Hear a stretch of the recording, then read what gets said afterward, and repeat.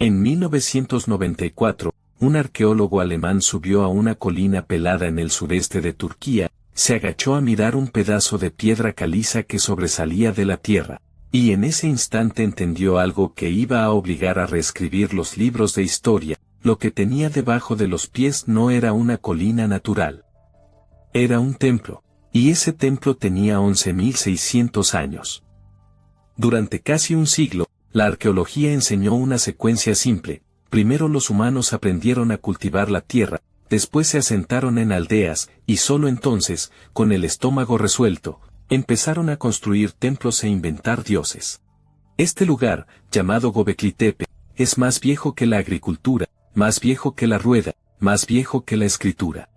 Y nadie en la comunidad científica se pone de acuerdo todavía en qué hacer con esa contradicción. Antes de seguir, hay que ubicarse. Estamos hablando de una meseta rocosa cerca de la ciudad de Anlurfa, en el sureste de Turquía, a pocos kilómetros de la frontera con Siria. Ahí, entre 1995 y hoy, un equipo del Instituto Arqueológico Alemán desenterró algo que ningún manual de prehistoria había anticipado, un complejo de piedra monumental construido por cazadores-recolectores que, según todo lo que se sabía hasta entonces, ni siquiera deberían haber tenido la organización social necesaria para levantarlo. La historia, sin embargo, no empieza en 1994. Empieza 31 años antes, en 1963, cuando un equipo conjunto de la Universidad de Chicago y la Universidad de Estambul relevó la zona como parte de un estudio arqueológico más amplio. Encontraron fragmentos de piedra tallada asomando de la tierra, tomaron nota, y siguieron de largo. La conclusión oficial fue que se trataba de un cementerio medieval sin mayor interés, una colina más entre cientos en la región. Nadie volvió a mirar ese montículo en serio durante 3 décadas. Los pastores locales seguían llevando sus ovejas a pastar justo encima de lo que, sin saberlo, era el techo enterrado de una de las estructuras más antiguas jamás construidas por seres humanos. ¿Cómo pudo un hallazgo de semejante magnitud pasar completamente desapercibido durante 31 años? La respuesta empieza con Klaus Schmidt, un arqueólogo alemán que en 1994 estaba buscando otra cosa, sitios de la Edad de Piedra en el sureste de Anatolia, para un proyecto distinto. Revisando los registros de estudios anteriores, encontró la mención de 1963 sobre esa colina descartada como cementerio medieval. Algo en la descripción no le cerró, y decidió ir a verla con sus propios ojos. En el lugar, Smith encontró lascas de sílex trabajadas a mano, del tipo que ningún artesano medieval habría producido, y un bloque de piedra caliza que sobresalía de la tierra con una forma demasiado regular para ser casual. Décadas después contaría que en ese momento supo, sin necesidad de excavar un solo centímetro más, que estaba parado sobre algo mucho más antiguo y mucho más grande de lo que nadie había imaginado. Un año después, en 1995, Smith empezó a excavar oficialmente. Lo que salió a la luz en los meses siguientes no fueron tumbas ni restos de un poblado cualquiera, fueron pilares de piedra caliza en forma de T, algunos de más de 5 metros de altura y con un peso estimado de hasta 10 toneladas, dispuestos en círculos alrededor de 2 pilares centrales todavía más grandes. ¿Qué representaban esas piedras gigantes, y por qué alguien se había tomado el trabajo de tallarlas con tanto detalle? La superficie de los pilares está cubierta de animales tallados en relieve, zorros, jabalíes, serpientes, buitres, escorpiones, grullas. Pero lo que de verdad inquietó a los investigadores fue otra cosa. Varios de esos pilares en forma de T tienen, tallados en el borde, brazos que bajan por los costados, manos que se juntan sobre el frente, y lo que parecen ser cinturones y taparrabos. No son solo columnas decoradas. Son, casi con seguridad, representaciones estilizadas de seres, humanos, ancestros, o algo para lo que todavía no tenemos una palabra exacta. Uno de esos bloques, conocido entre los investigadores como la piedra del buitre, muestra una escena especialmente cargada de simbolismo, aves rapaces junto a lo que parece una figura humana sin cabeza. Algunos investigadores propusieron, en años recientes, que ciertos relieves podrían registrar un evento astronómico como el impacto de un cometa. Hay que decirlo con claridad, esa lectura astronómica es una hipótesis minoritaria y muy discutida dentro de la propia arqueología, no un hecho aceptado, y la mayoría de los especialistas todavía la trata con escepticismo. Y ahí aparece el primer gran problema, uno de ingeniería pura. La cantera de donde se extrajeron esos bloques de varias toneladas está a unos cientos de metros del sitio, colina abajo. En una época sin ruedas documentadas, sin animales de tiro domesticados todavía, sin herramientas de metal, alguien tuvo que cortar, tallar, transportar y levantar piedras de ese tamaño usando exclusivamente fuerza humana organizada. ¿Cómo se logra eso sin la estructura social que, según la teoría clásica, todavía no debía existir? Para levantar un solo pilar de 10 toneladas hacen falta, según cálculos de ingenieros que estudiaron el sitio, decenas de personas trabajando de forma coordinada durante semanas, cortando la piedra con herramientas de sílex, arrastrándola con cuerdas y rodillos de madera, y finalmente izándola con un sistema de rampas y palancas. Eso no es un grupo familiar reuniendo comida para el invierno. Eso es un proyecto de ingeniería colectiva, sostenido, con planificación previa. Y sin embargo, en la fecha en que se construyó la primera fase de Göbekli Tepe, alrededor del año 9600 antes de nuestra era, la arqueología no encuentra evidencia de agricultura organizada en la zona, ni cerámica, ni animales domesticados, ni aldeas permanentes con casas de piedra. Los análisis de polen y de restos vegetales sugieren que quienes construyeron esto todavía se alimentaban recolectando trigo silvestre y cazando gacelas. Eran, en el sentido estricto del término, cazadores-recolectores. Y acá aparece un dato que vuelve el rompecabezas todavía más extraño. A apenas 30 kilómetros de Göbekli Tepe se levantan las montañas de Karakada.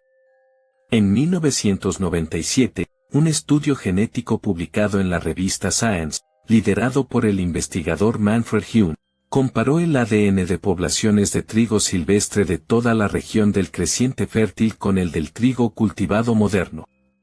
El resultado, el trigo silvestre de Karakada es el pariente genético más cercano de todas las variedades de trigo e incorn domesticado que existen hoy en el planeta. En otras palabras, el lugar exacto donde la humanidad domesticó el trigo por primera vez está a un día de caminata del templo que, según todo lo que sabíamos, no debería haber existido sin agricultura.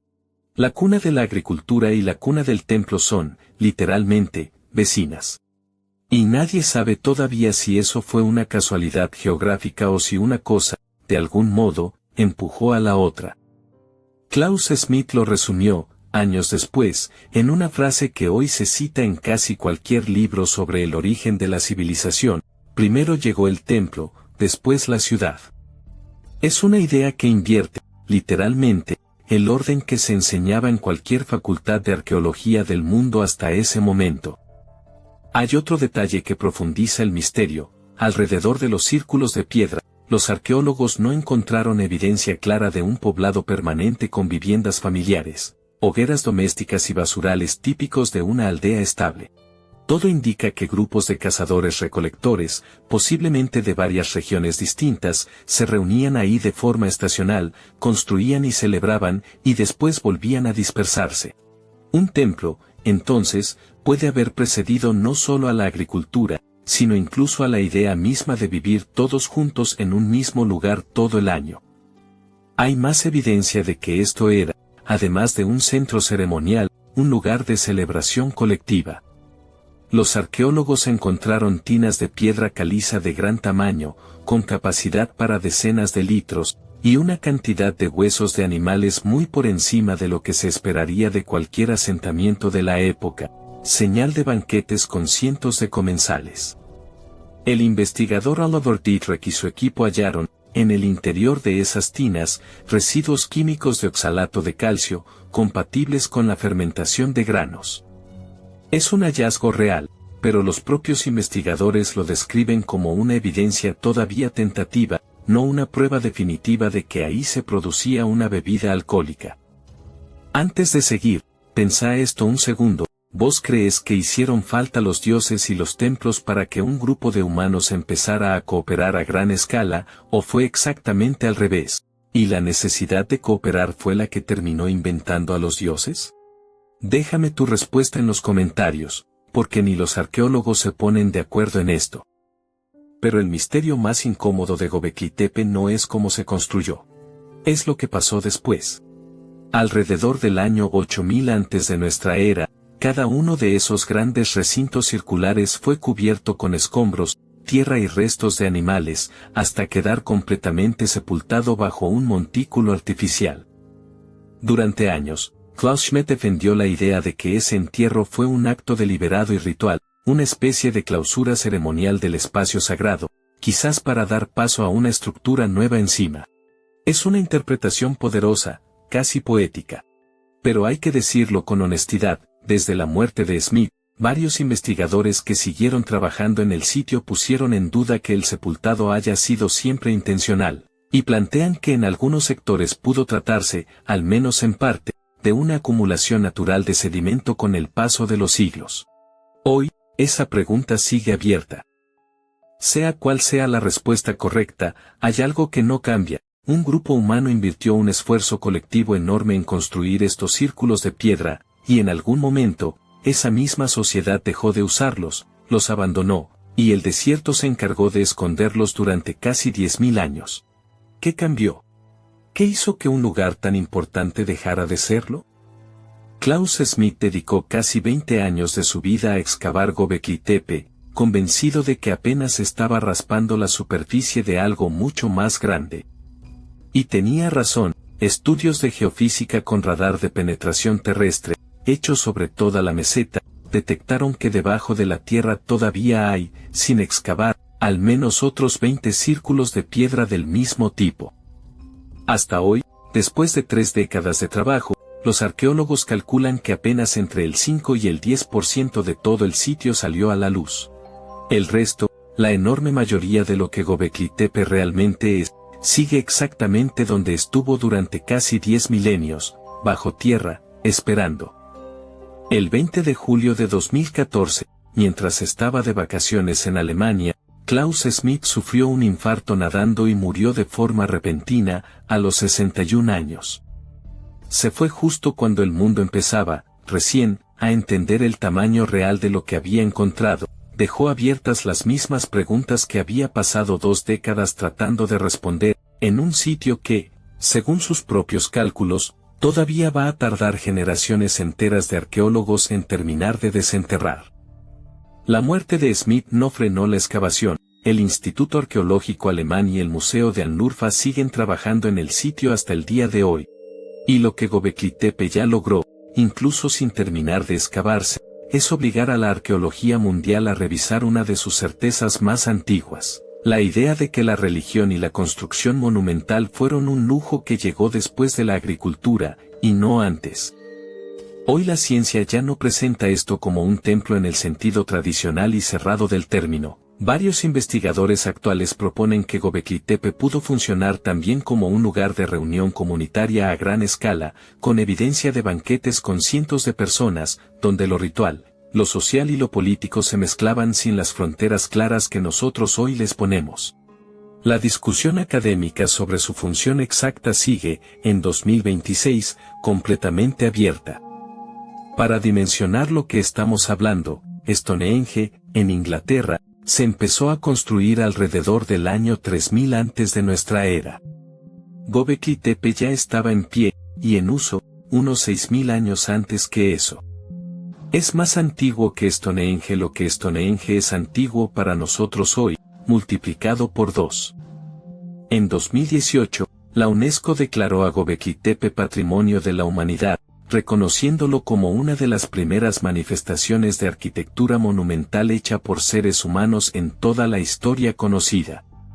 Así que la próxima vez que alguien te diga que una gran civilización necesita primero campos cultivados, ciudades y gobiernos antes de poder construir algo enorme y duradero, pensá en una colina en el sureste de Turquía, en un grupo de cazadores-recolectores sin metal, sin rueda y sin escritura, y en 20 círculos de piedra que todavía siguen enterrados, esperando a que alguien termine de contar su historia.